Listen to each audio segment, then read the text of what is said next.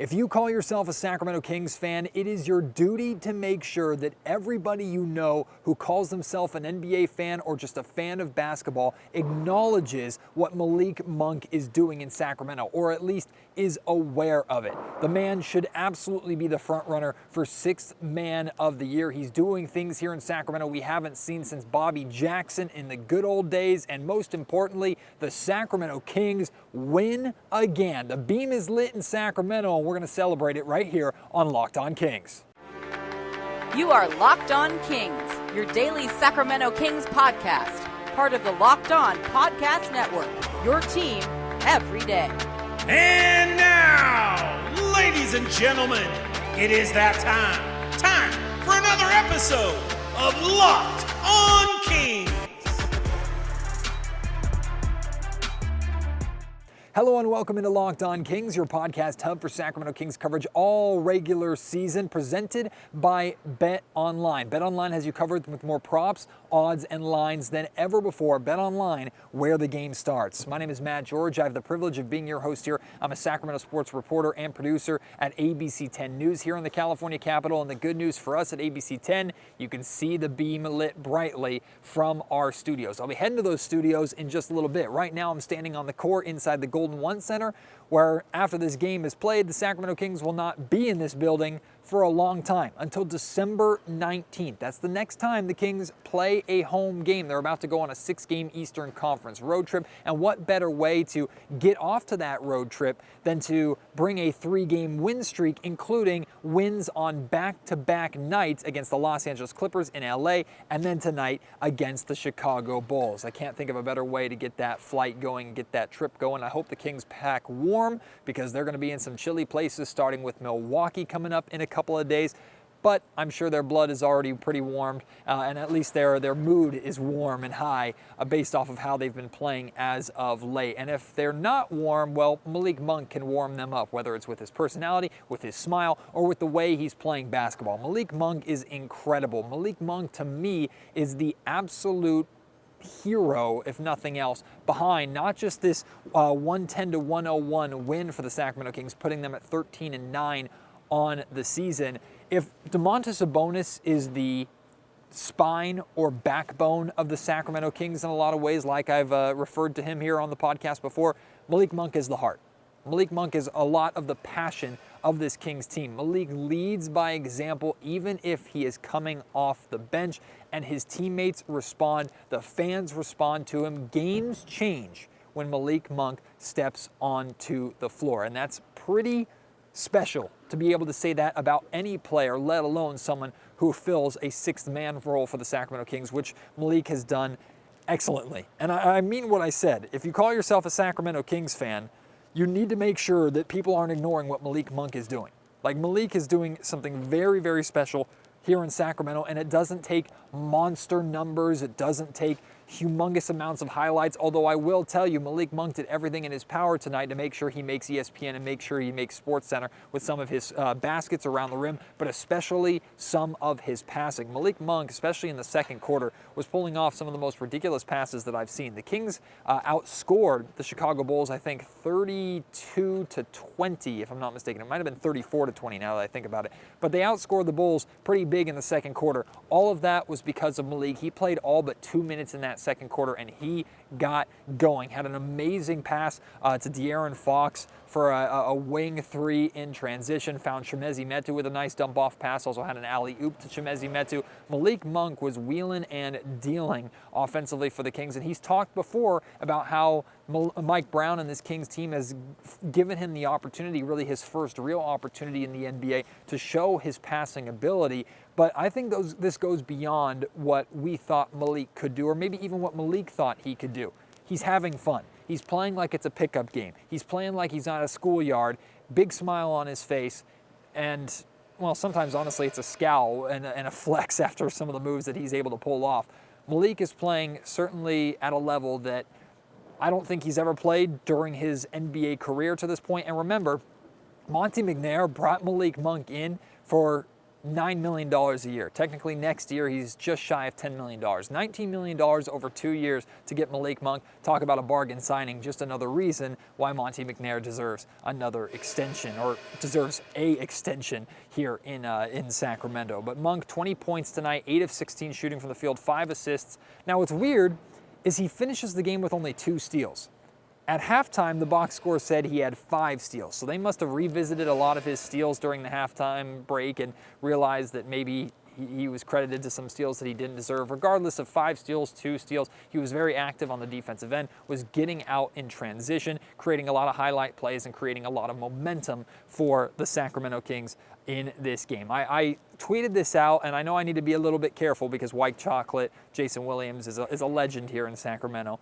But I thought Malik threw some passes tonight that we haven't seen out of a King since Jason Williams. I said it rivals Jason Williams. He hasn't done enough over the course of his career to be considered as good of a passer, or even close to as good of a passer as Jason Williams is. But he was throwing some dimes tonight that looked like J-Will here in Kings Purple. I enjoyed it. It was fun to see, and we haven't seen that in a long time. And like I said earlier on, too, Malik Monk is doing things, is providing a spark, both a scoring punch and an assist punch off the bench that we really haven't seen for the Kings consistently since Bobby Jackson was here in the glory days. That's a great role and a phenomenal weapon for the Sacramento Kings to have. For Malik, this is his 6th 20-point game off the bench this season.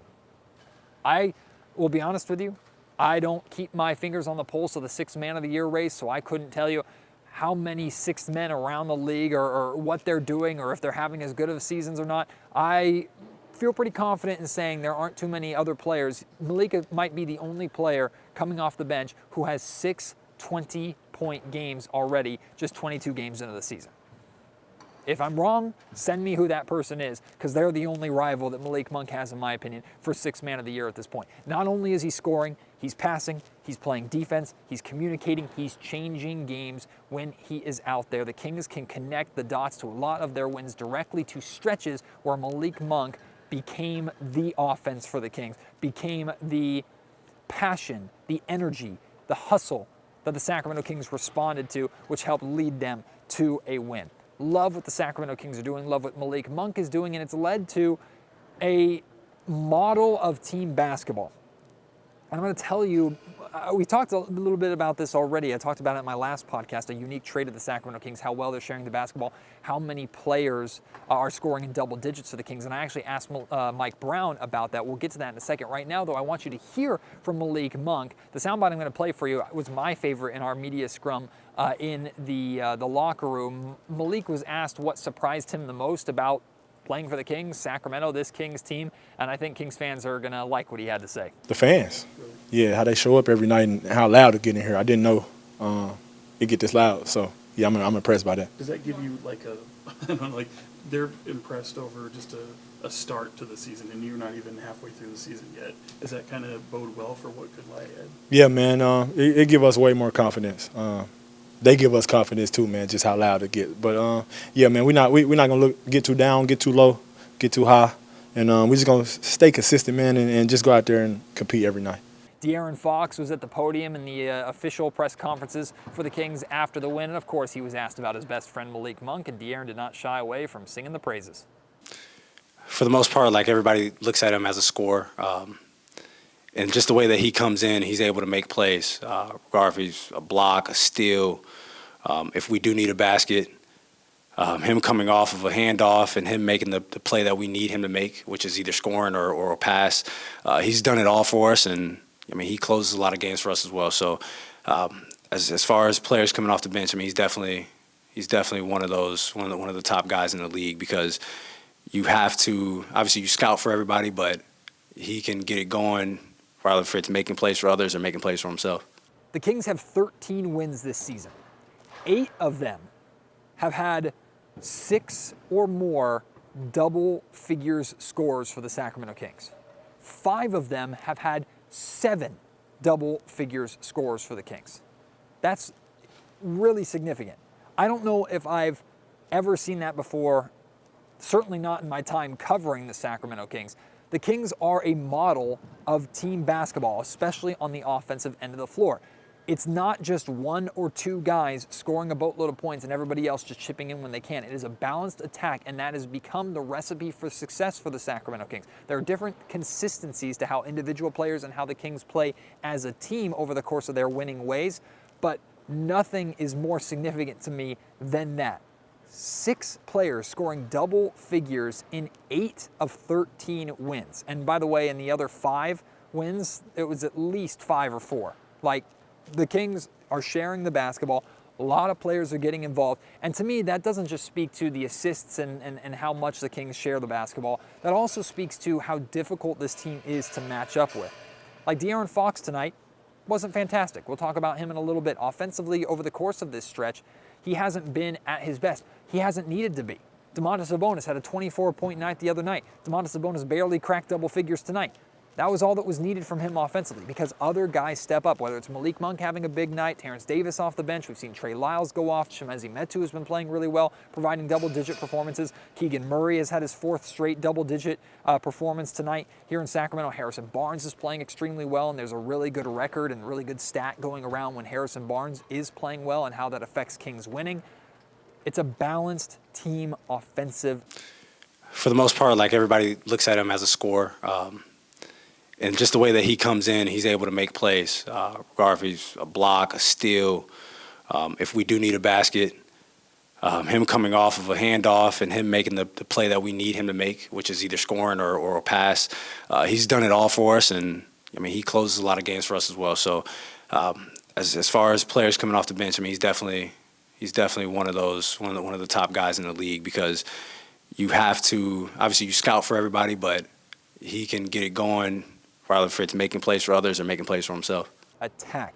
I don't know if I've ever seen it before, so I thought I'd ask someone who's been in the NBA a long time. It's Kings head coach Mike Brown. I asked him if that is something unique to this Kings team or if that's something that has happened in the NBA before, just not here in Sacramento. Mike, 8 out of the 13 wins that you guys have had, you've had 6 players or more in double figures. 5 of the wins have had 7 players or more. Is that something that is unique to this group, or is that something that you've seen before in the league, that balanced scoring?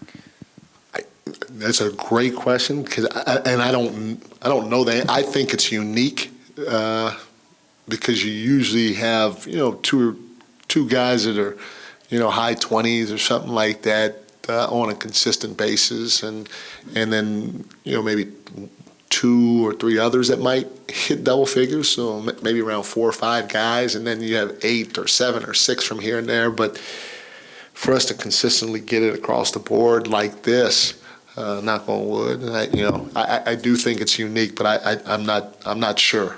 It feels unique to me being in this position.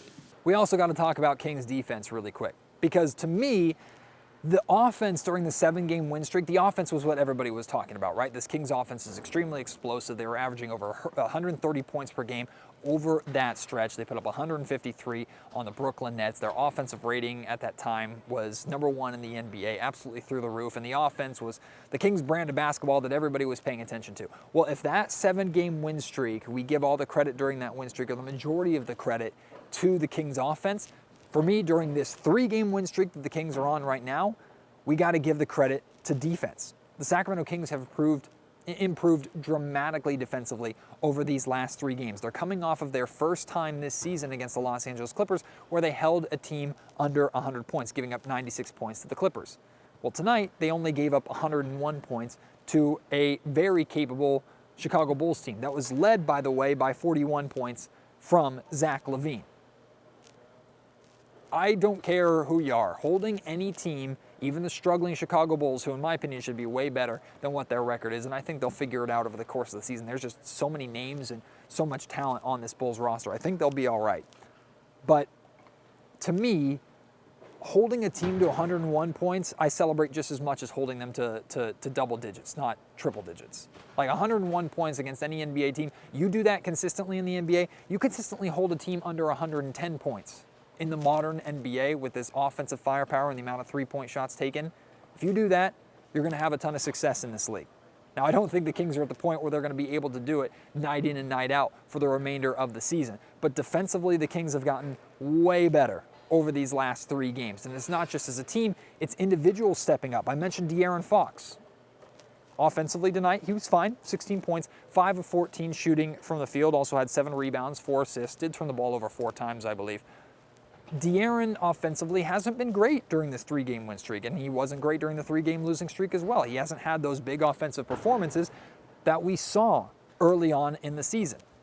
Well, he's made up for that, in my opinion, and then some by playing really good defense. He played really solid defense at times tonight. He played really solid defense in Los Angeles, played really solid defense against the Indiana Pacers. Like, De'Aaron is starting to show a consistent ability to play good defense even when the offense isn't there. Maybe it's because he doesn't have to work as hard and do as much on the offensive end of the floor, so he can focus more defensively on the defensive end. Maybe it's Mike Brown has done a really good job managing De'Aaron Fox's minutes and figuring out a rotation where De'Aaron can be fresh on the floor for the majority of the time so he can give that effort on the defensive end. Whatever is happening, it is working. The Kings have gotten De'Aaron to buy in defensively. He's not a lockdown defender by any means. He's not going to be considered for the All-NBA first or second defensive team, and that's fine.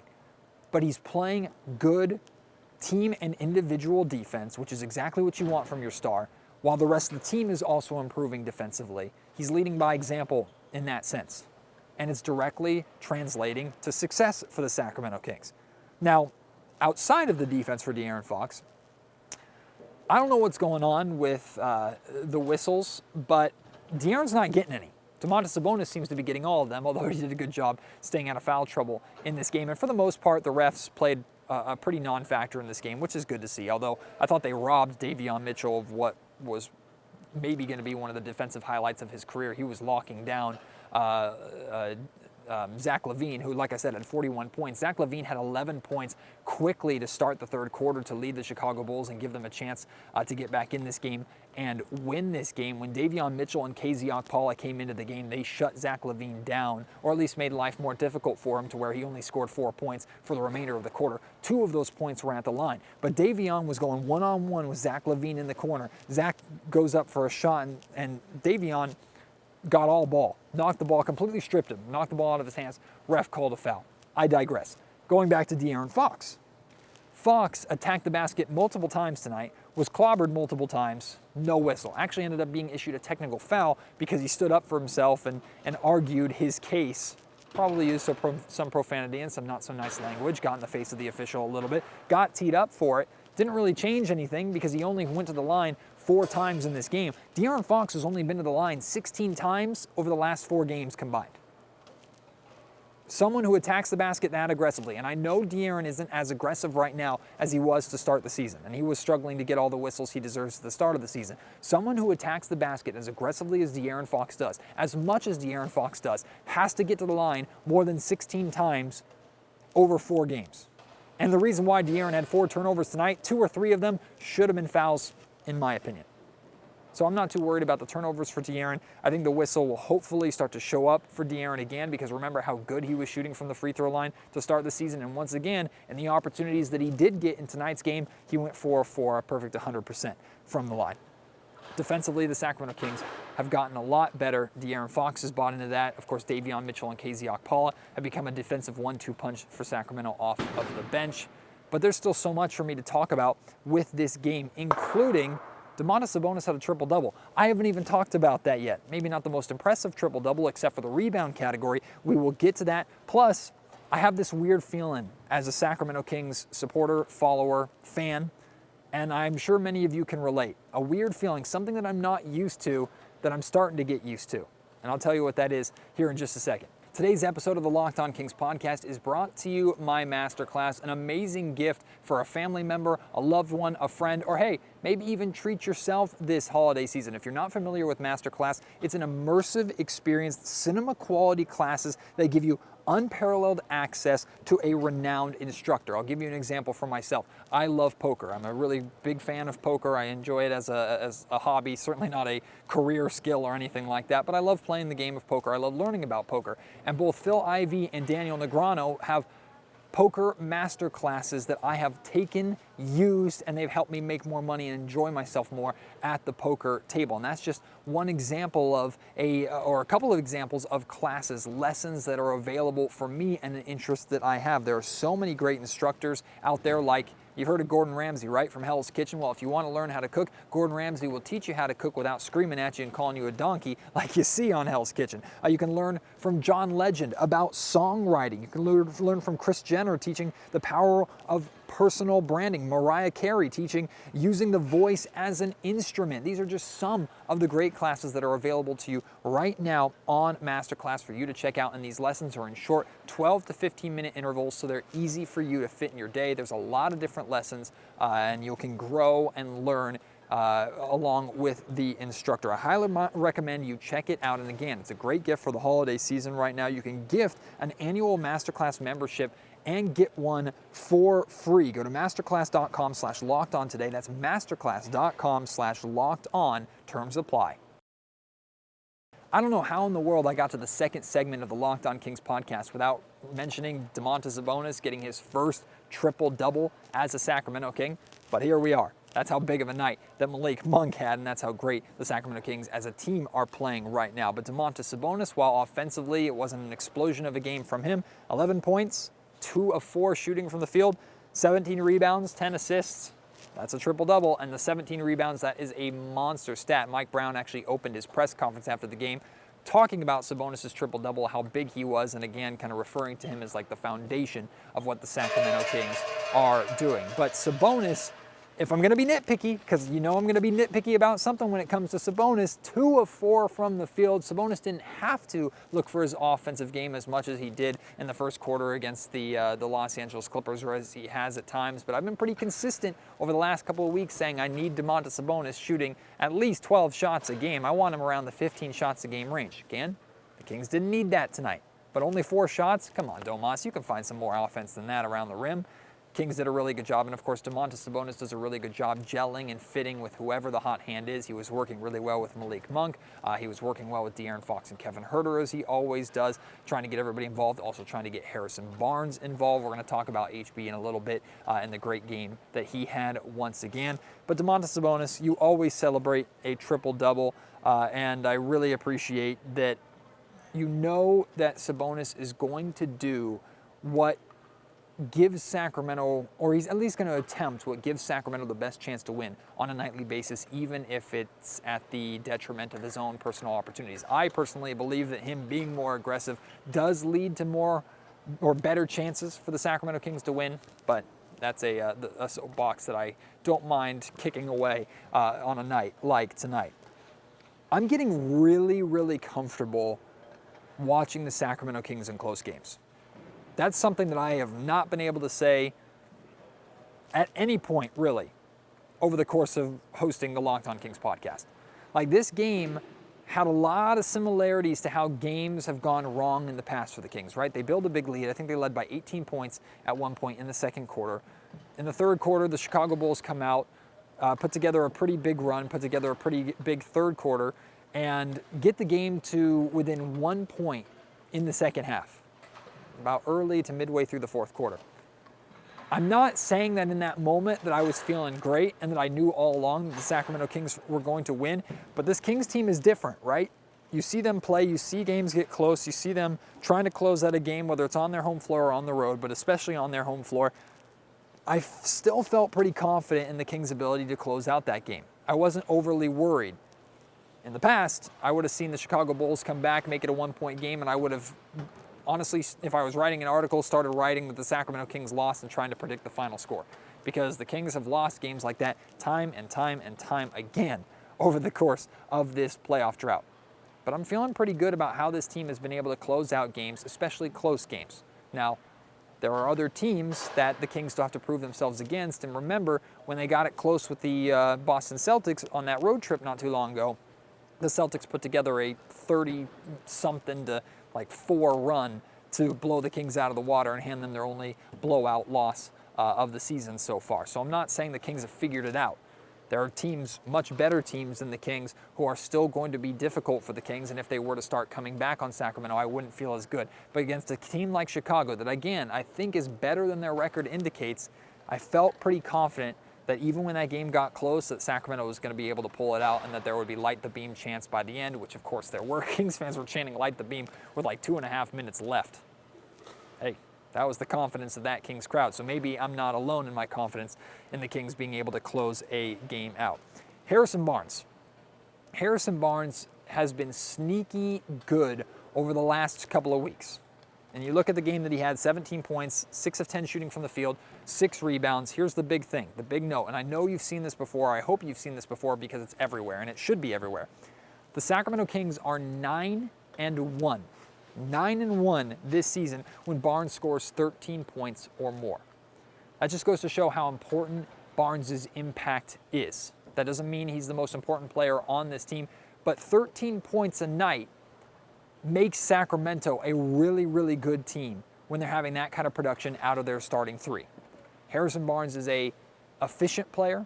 He's a smart player. He does have a tendency to disappear at times. And while the Kings do have more than enough depth, in my opinion, to overcome those games where Harrison disappears, when they're getting, I don't mean to say just, because it's hard to score 13 points in the NBA, but when you're getting 13 points of production out of Harrison, which is a more than realistic goal for him to set averaging per night this season, the Kings are clearly a significantly better basketball team, as that record indicates. This episode of the Locked On Kings podcast is also brought to you by BetOnline. BetOnline.net is the absolute #1 place for sports gambling. In my opinion, it's where I've made my most money doing sports gambling because they have the best lines, the best odds, the best games for you, no matter where you are looking and no matter what league, whether it's professional or amateur, with basketball, with soccer, with the World Cup going on right now, with the NFL playoffs coming up here shortly, especially all the fun around the Super Bowl. BetOnline does it all. It's also a great place to find sports podcasts, including the Locked On Kings podcast. They have so much there for you. You can bet right now on how you think the Sacramento Kings are going to do during this upcoming road trip. Check out every single game line. They usually set it the night before a game and it adjusts as more news comes out, things like that. Their live in-game betting is a lot of fun too, some fun side bets and prop bets, and you can use your Kings pessimism, your Kings optimism, your Kings knowledge, or just your NBA knowledge to make yourself some money. Make sure you're doing that on betonline.net, where the game starts. Before we go, got to talk about Keegan Murray again. Like I mentioned earlier, this is his 4th straight game where he scored in double figures.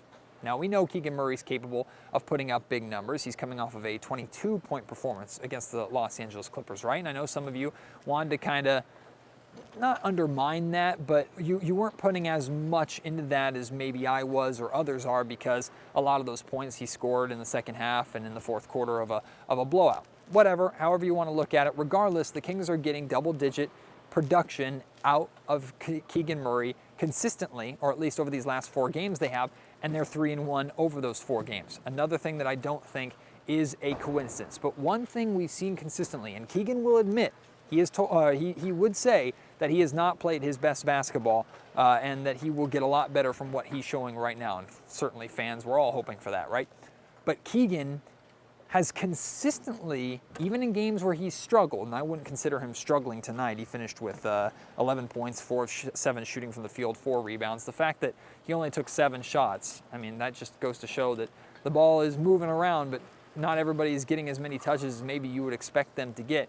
Keegan still being efficient despite not having a boatload of opportunities on the offensive end. But what he did have was a big block, a huge block in the fourth quarter, a perfectly timed block. I think he blocked DeMar DeRozan, led to a fast break opportunity for the Kings to, I won't say put the game out of reach, but at least extend their lead and give themselves a safety net a little bit, build a little bit of momentum for the Kings. Keegan has come up with, whether it's blocks, it's steals, just good defensive possessions, hitting a big shot. Keegan has had a handful of moments in the fourth quarter or in key moments of games over the course of his career already, even in games where he's struggling, where he's had important plays that have helped lead the Sacramento Kings winning games. And I think he deserves credit for that. I think that's encouraging, despite the fact that we know he can shoot and overall play better than what he's shown, especially over the month of November, where he really, really struggled. Now the Kings head on their 6-game road trip, starting with Milwaukee. It's another really, really tough test. It's not necessarily a game that I'm expecting the Sacramento Kings to win, but just like the Celtics game, my expectation was that they'll be competitive. Hopefully the result is better than that Celtics game. We'll have to wait and see. That's a rough way to start a tough road trip. But what should the goal be? You tell me. Should it be 500? Should it be 4-2? Should it be 5-1, 6-0? Like, what are your realistic expectations? I mean, of course, the Sacramento Kings want to win every single game, but if the Kings come home and their record is blank, you will be happy. What is that record? Let me know what that is, and it's going to be a while. Like I said, going to be a while before we see Kings basketball back in this building. Hopefully they've extended their record. They're now 4 games over 500 at 13-9. Hopefully that's 5, 6, or 7 games by the time they get back here to Sacramento for the Kings and the Hornets on the 19th of December. Of course, we'll talk about this road trip. I want to do a podcast talking about the idea of trading Harrison Barnes, which is still a conversation. It's quieted down a bit since Harrison is playing better and the Kings are overall playing better, but we'll talk about that. And we're going to be covering this entire road trip. We're going to be covering everything Sacramento Kings for the remainder of the season here on Locked On Kings. I appreciate your support. If you could leave a review of the podcast on Apple Podcasts, that would be phenomenal. Hit 5 stars. There's a little custom box of where you can leave your own kind of custom review. I would encourage other Kings fans, NBA fans in general, to listen to the Locked On Kings podcast. That would be great. If you're watching on YouTube, our YouTube support has been so phenomenal. If you could hit the thumbs up and subscribe if you haven't already, get active in the comment section too. I really would appreciate that. Love the support. Love you as Kings fans. Love to see the beam lit again. Can't wait to hopefully see that lit 6 more times over the course of this road trip. Again, we'll cover it all right here on the Locked On Kings podcast. Until next time, my name is Matt George. You have been listening to Locked On Kings, part of the Locked On Podcast Network.